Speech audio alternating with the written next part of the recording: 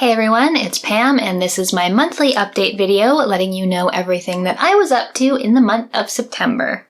So I don't have much in terms of general updates for September, and I'm going to go right along to shoutouts, and my shoutout for this month is Venwa. Venwa's channel focuses mainly on reviews, and he has very similar taste in games to me. He'll sort of jump around the different platforms, does a lot of like NES, PS1, PS2, PC, sort of a bit of everything. He also lives in Japan and studies Japanese, so occasionally he will review a game that only came out in Japanese or in Japan or the Japanese version of a game, which is kind of neat. Some particular reviews that I enjoyed that I think you should check out are an analysis of Downfall, which is a horror PC adventure game that preceded The Cat Lady, which is one of my favorites. He also recently did a review of Suikoden 2, and he's done reviews of things like Rhapsody, a magical adventure, or a musical adventure, and Maniac Mansion on NES. Lots of good games, and they're very good reviews that really highlight the best and worst parts of each game, and I think that you should go check out Venwa. So now let's go on to pickups, and again, I have picked up a fair number of games. I really need to stop buying games because there's just so many things that I want to play and I want to review, and I'm feeling overwhelmed by all of them just sitting there on the shelf waiting for me to play them. But let's start with the NES. There's a number of NES that I got. First is Pinball Quest, which I did a review of almost as soon as I picked up the game. It was just sort of like an interesting one of a sort of different genre to play. I also picked up Kiwi Craze, which looks very cute. I'm pretty sure that it had a different name in different regions, but you play a little kiwi bird, and I don't know, the colors and things kind of remind me of Kirby, but I haven't had a chance to play this yet. Although my name is scratched into it here, I don't know if you're going to be able to see that. I didn't do that, and that's not my last name, but that was kind of cool, so it's like I was meant to have this. I also picked up Low G Man, which is a platformer where I think you have a freeze ray instead of a regular gun. And this is such intriguing cover art for an NES game, just like the yellow label with just some like kind of blurry legs here. Just very different from any other kind of label art I've seen. I also got, this was a recommendation by a number of people, Section Z. Pretty sure this is like a horizontal kind of shooter, except you play like a spaceman instead of a ship. I got Monster in My Pocket, which is a Konami platformer where you play like a little mini sort of Frankenstein-like dude and you fight a bunch of monsters.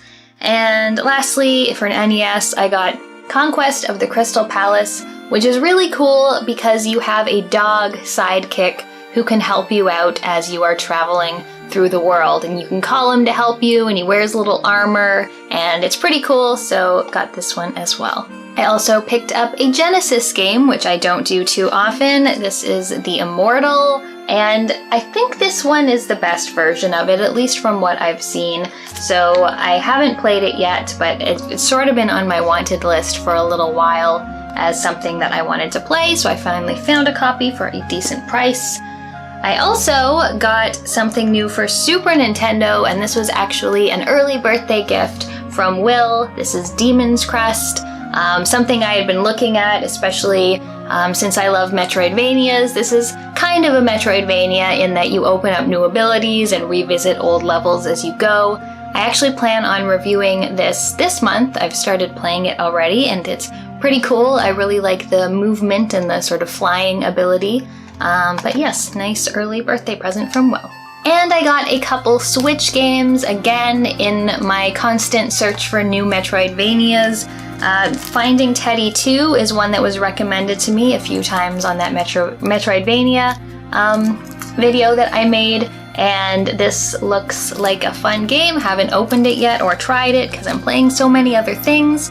And the other one is Songbird Symphony, which is like a musical kind of platformer thing with like a lot of interconnected worlds and like musical and rhythm segments, which sounds really amazing actually. So I hadn't heard of this, but I saw it in a local store and couldn't resist picking it up. So now onto what I've been playing. I played and finished a number of games in September. First, actually, I played through a few kind of long games, like longer than I would usually play. The first one is Spiritfarer, which was added to Game Pass as soon as it came out. And it is a very, very beautiful and charming game. It's sort of like one of those as chore simulators, as I call them, but much, much more engaging. You play the Spiritfarer who is taking spirits basically to the gates of, not the underworld, but like to the, taking their spirit to the gates and after they've died, and you're sort of helping them sort of come to terms as to what has happened to them, and you help them out on quests on the way. This whole time you are on a ship, which you can build up as you like. So you can build a kitchen, so you can do cooking, you can plant fruits and vegetables and other things, you can like do blacksmithing and woodworking, so there's a huge big crafting system, and you're sort of upgrading your boat as you go as well, so that you can access different areas of the world and sort of keep expanding your reach. And it's just really, really nice. Like, it's very heartfelt and sometimes sad getting to know these characters and what happened to them and what happened to the character that you're playing. You have a kitty who follows you around everywhere, and I didn't try this myself, but apparently you can play this co-op, so the second player controls the kitty, and it's just really nice, sort of like a very relaxing but satisfying game loop, and it also combines really fun platforming into it as well. So you've got, it's like your boat, everything built up very, very tall, and the islands you visit are very tall as well, so you can like get double jump and get the ability to glide, and it just feels really good to move around, so that's part of what makes it so fun to play. Occasionally it gets like a little grindy, like a little too much travel time between areas, or too much crafting needed and too many like materials that you need to go find. But overall, it was a really good time. I put into a lot of hours over September, and I really, really enjoyed Spiritfarer. Another game which just came to Game Pass is Carrion, and this is ostensibly a Metroidvania where you play basically a monster. So rather than playing a human going around an area shooting the monsters, you play a monster who has escaped this lab and is killing all the humans. And that's in a very appealing kind of setting for a game. I found it overall okay. It's nice and short, which I really liked, like maybe only 3 or 4 hours. It's got some cool pixel art, like it's very sort of graphic and gory, but the pixel art is such that it doesn't really look that way, but you are like ripping people limb from limb and things like that, and you're just sort of going through this lab, getting bigger, finding new powers. Depending on what size you are, you can use different abilities, so there's a little bit of puzzle solving in terms of like knowing how big you need to be in order to get where you want to go, and that was kind of cool. Generally, I just found it a little flaily. Like, I guess it kind of makes sense since you do have many, many tentacles to move around. But until the very end, I found I could do whatever. Like, I was playing it with a gamepad, but I just imagined myself just kind of like mashing on a keyboard, and that's basically what it felt like to travel through the game. Another thing that I didn't love is that there's no map to the game. Luckily, it's not a huge game world, but generally I like to have a map to tell me where I'm going. But it was an interesting experience. I liked that, it's putting you in the monster's tentacles rather than being a human, and there are some really cool abilities that you get as you go. I think it's definitely worth a shot, but, not one of my favorites. I also finished a Switch game called Old School Musical. This is one of the games that Super Rare Games sent me a little while ago, and this was a very, very strange game. It definitely takes influence from a lot of other classic games, and not so classic games, actually. It has a very sort of like Earthbound, Undertale feeling to the whole thing. You're playing these two brothers who are just these little sort of like weird looking sprites, and they're trying to find Big Mama, and because she has left them, she seems to treat them very, very terribly, and the whole thing is a rhythm game that uses levels of like old NES and other console games. Like there's a level that's like the Turtles, Teenage Mutant Ninja Turtles game. There's like a Mega Man level. There's one of the racing games. I'm actually not sure since I didn't play too many racing games on early consoles, but it's all very much influenced by other games, and you're just going through playing this rhythm game to some very excellent sort of chiptune-y music. The controls are responsive and they're very simple to use. I went through the game's sort of main campaign, and then after you finish that, it opens up just like, I don't even know how many, maybe like 30 or 40 extra levels where you're just playing the rhythm game without so much of the story part of it. So it was really fun, very, very strange, but I do recommend it to anyone who likes rhythm games. A game that I gave up on as opposed to actually finishing was Teslagrad.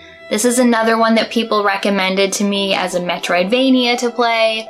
I guess it is technically. I won't argue that it's not a Metroidvania, but it's quite linear in how it goes. And the game just basically, like, my biggest gaming pet peeves, it uses all of them. So I really didn't have a good time with it. I thought aesthetically it looked very nice. The characters were cute. I liked the sort of level designs. But in terms of gameplay, the character just felt absolutely weightless and so slippery, which is not a control scheme that I like in general. But the game is also just littered with instant kill mechanics, like electricity on walls or spike pits, things like that. And so the floaty controls and the instant death just made things very, very frustrating for me. Some of the puzzles were kind of cool, but the controls, and sometimes you're like using magnets to like pull yourself up and float through the air, and I just didn't find the controls nearly as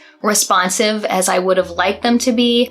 And yeah, I wasn't a fan. The thing that finally sort of made me give up on it, because it is a shorter game and I kind of wanted to try to finish it, is that I read in a review, and of course I haven't experienced this, but I read it in this review, that there's these collectibles all the way through the game that you can get. They're usually much harder to get to. I assumed they were like extra little challenges if you wanted to collect them all, but apparently when you get to the end, you need to have a certain amount of them in order to progress to the end of the game, which is just like a deal breaker for me. I hate when games do that, and I had no intention of getting all those collectibles, so I retired Teslagrad.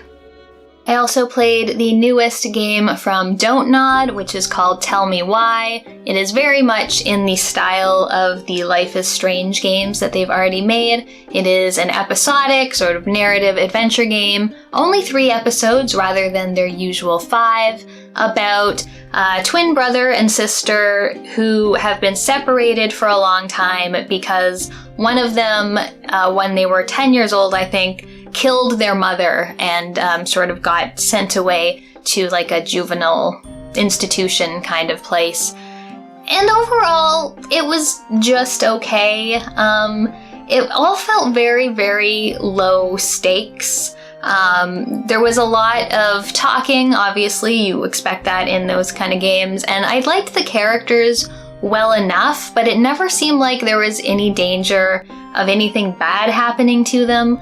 This sort of supernatural mechanic that Don't Nod tends to use is choosing whether the brother's or sister's memory was the correct memory, and it all just, I don't know, it was not particularly impactful for me, and there was a lot of the time, even though it wasn't a long game, where you were just like doing kind of busy work, like go find this thing in this warehouse, or go find these files in the police records room, and they just kind of went on for far, far too long, and I don't know. I played through the whole thing, but it just definitely not my favorite game from Don't Nod. Another Metroidvania that was recommended to me was Touhou Luna Nights. Apparently that is some kind of, I don't know if it's an anime or a series of games or a series of something, but this particular one is a short little Metroidvania game. You play a girl in a maid's outfit. I honestly really didn't know what was going on story-wise for most of the time, but it's very cool because there is a time manipulation mechanic in the game. So you have one ability that will like slow down time for you, or you can also stop time, but the amount of time you can stop it for drains down as you like do actions, like as you move or attack or things. And it was really cool. I found that the general world and exploration weren't my favorite in terms of Metroidvanias, but the boss fights in this game were so cool. The time mechanic just worked really well, and it was really neat sort of coming up with a strategy to beat these bosses and like deal with attacks they were doing by like stopping time or slowing time. It was really cool to like, you could stop time and then you could like throw just like dozens and dozens of knives and then start it again, and like all the knives would go at the enemy at one time. It was really cool in that way. You also get more abilities as you go, of course, and there was like different color objects. So some objects, if you stop time, that's actually what would start them moving. Or if you stop time, they would actually go backwards. So there was some sort of puzzle solving in traversing the world. And overall, I thought it was really fun. It was definitely a game where the boss fights are what made it stand out. Another game that I was really looking forward to this year also just released, and that is Wasteland 3. It's funny, this video basically could be my what to play on Game Pass, because like almost all of these are Game Pass games. But Wasteland 3 is the follow-up, of course, to Wasteland 1 and 2. It is a computer role-playing game. It is on console. I actually downloaded it on console and I hated it. I'm glad that it's on more platforms so people can experience it, but like my particular brand of snobbery in terms of gaming is that computer role-playing games belong on computer. The interface just, they did their best, but like it was just 10 times better playing it with a mouse and keyboard than it was trying to play it on a gamepad. So I played it on PC and it was really good. Like a huge improvement over Wasteland 2, which I still quite liked. You play the desert rangers who are, sort of policing the world after a huge nuclear attack has basically wiped everything out. And you go to Colorado, is it Colorado? I think it's Colorado, to find this guy named the Patriarch, who is going to help your people back in Arizona to sort of make it through this nuclear winter.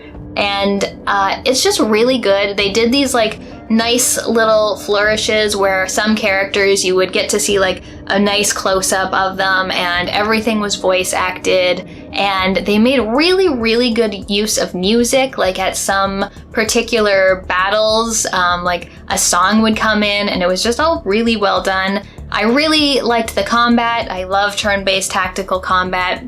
It does occasionally get a little long when you have like 6 of your own people and 10 enemies and 6 friendlies that you're not controlling directly. It can get so it's taking a lot of time, but overall it was really good. I really liked the characters and the abilities and the different talents that you can get. The quests were really good. It was often very funny. And of course, there was all sorts of little Easter eggs, like little relics from the 80s and 90s that you could find sort of as you were collecting inventory. So yeah, Wasteland 3, definitely one of my favorite games that has come out this year, which is really good since my best of 2020 isn't looking all that hot so far. But yeah, very good game. If you like computer role-playing games, definitely recommend that, and recommend even more playing it on PC if that's a possibility for you.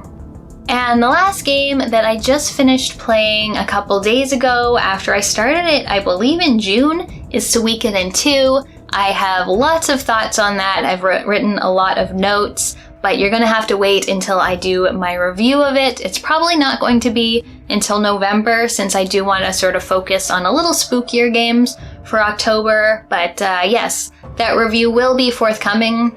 That game was very long and had lots of JRPG nonsense that maybe I'm just too old for. But yeah, that's it. That's my update for September. Leave me a comment. Let me know what you've been playing, any cool pickups that you've gotten. Thank you so much for watching. I'll see you next time.